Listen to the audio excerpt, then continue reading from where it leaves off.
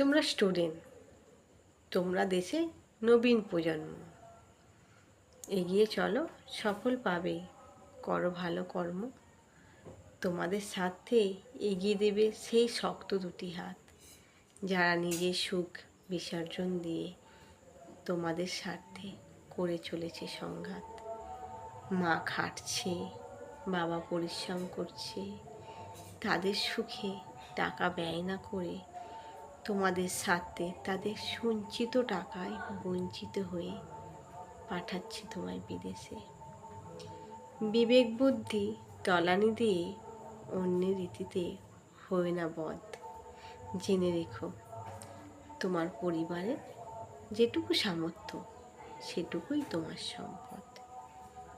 তোমার সম্পদ মূল্যবোধ, তোমার সম্পদ সহমর্মিতা, তোমার সম্পদ বাবা মার রক্ষণাবেক্ষণের চাবিকাঠি। একটু মূল্য দিতে শেখো, একটু ভাবো, একটু বোঝো, তৈরি করো মূল্যবোধ। সঠিক বেঠিক বিচার করো, মনে রেখো না খুব।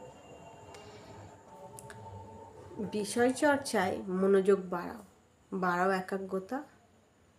দেখবে সঠিক পথে থাকলে তুমি খাবে না ধোঁকা।